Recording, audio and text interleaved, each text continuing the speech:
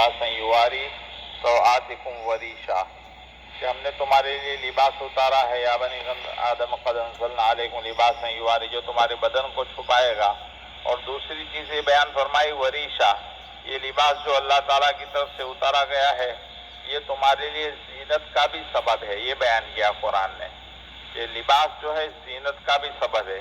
اس سے یہ بھی معلوم ہوا کہ لباس سے زینت کا بھی کام لیا جاتا ہے، اسی لیے آرائش اور آسائش کی اجازت ہے۔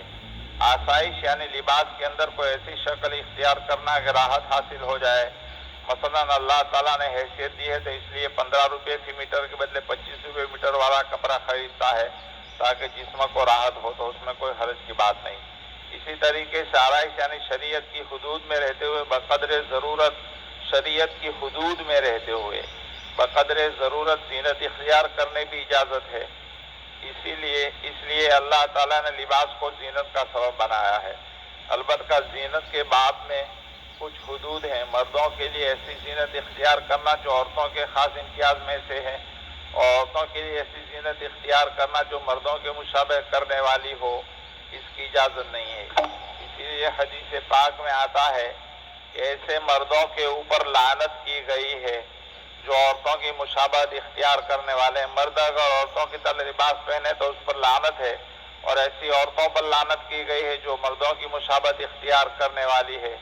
حضرت ابن عباس رضی اللہ تعالیٰ عنہ فرماتے ہیں نبی کریم صلی اللہ علیہ وسلم نے یہ ارشاد فرمایا، زنا نے مرد اور مردانی عورتوں پر نبی کریم صلی اللہ علیہ وسلم کی لعنت فرمائی ہے، یعنی وہ مرد جو مرد ہونے کے باوجود زنا میں زنانے بنتے ہیں، زنانے عورتوں جیسے لباس اختیار کرتے ہیں اور ان کی مشابہت اختیار کرتے ہیں، اور وہ عورتیں جو عورت ہونے کے باوجود مردوں کی مشابہت اختیار کرتی ہے، یہ طریقہ شریعت کی نگاہ میں پسندیدہ نہیں ہے۔ زنانے مرد اور زنانے مرد مردانی عورتوں پر نبی کریم صلی اللہ علیہ وسلم نے لعنت فرمائی ہے۔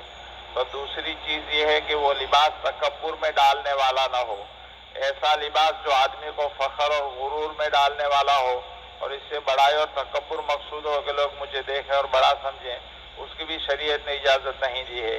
آج کل عام طور پر ایسا لباس استعمال کرتے ہیں جس سے تکبر پیدا ہوتا ہے۔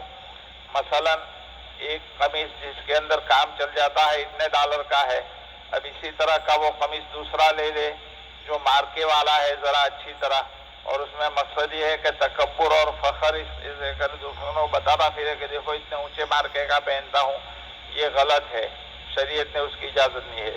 امام بخاری رحمۃ اللہ علیہ نے بخاری شریف میں کتاب اللباس میں حضرت رسول اللہ بن عباس رضی اللہ تعالیٰ عنہ کا یہ جملہ نقل کیا ہے، جو چاہو کھاؤ، جو چاہو پہنو، بس دو باتوں کا خیال رکھنا، ایک تو اسراف یعنی فضول خرچی، اور دوسرا غرور اور تکبر، ان دونوں سے اپنے آپ کو بچانا۔ اپنی حیثیت سے زیادہ کا لباس خرید کر پہننا یہ فضول خرچی ہے، اپنی حیثیت کا خیال ضروری ہے۔ ایک آدمی کو اللہ تعالیٰ نے مال اور دولت دی ہے اور اس کے مناسب وہ لباس اختیار کرتا ہے تو اس کو تو پسندیدہ قرار دیا ہے، بلکہ ایسا آدمی اگر گھٹیا لباس پہنے تو اس کو شریعت پسند نہیں کرتی، لیکن اچھا لباس اگر صرف غرور اور تکبر کی وجہ سے پہنے تو یہ اچھا نہیں ہے۔ ایک مرتبہ نبی کریم صلی اللہ علیہ وسلم نے ایک صحابی کو دیکھا کہ وہ پھٹا پرانا لباس پہنے ہوئے ہیں، تو آپ صلی اللہ علیہ وسلم نے ان سے پوچھا کہ تمہارے پاس مال ہے؟ تو انہوں نے کہا ہاں ہے۔ پوچھا کون سا مال؟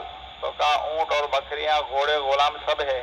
تو آپ صلی اللہ علیہ وسلم نے فرمایا اللہ تعالیٰ کی اس نعمت کا اثر تمہارے جسموں پر نظر آنا چاہیے، اچھے سے اچھا لباس پہنو لیکن اس میں غرور، تکبر اور فخر کو چھوڑ دینا چاہیے۔ بعض اللہ والے ایسے بھی ہیں کہ روزانہ ایک ایک جوڑا بدلتے تھے، ایک جوڑا آج پہنا اس کو کل نکال کر کسی کو دے دیا اور پھر کبھی اس کو پہننے کی نوبت نہیں آتی تھی، لیکن ان کے دل میں ذرہ برابر بھی غرور اور تکبر نہیں ہوتا تھا۔ اللہ پاک غرور اور تکبر سے ہماری حفاظت فرمائے۔ درود شریف۔